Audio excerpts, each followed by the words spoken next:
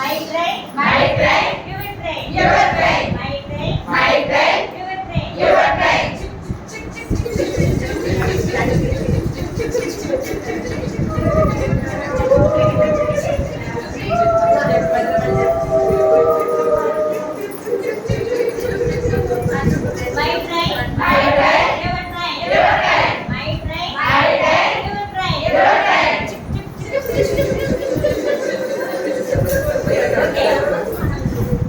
ఇది పిల్లలకి చెప్తే ఏమొస్తుంది?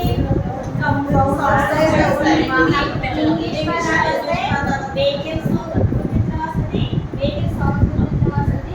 మై అండ్ యువర్ రెండు పదాలు వస్తాయి కదా. My and your. మై అంటే నాది, యువర్ అంటే నీది. ఇలాగా చిన్న గేమ్, అది చాలా ఇంట్రెస్టింగ్ గా ఆడతాం. మళ్ళీ ఇంకోసారి ఆడదామా?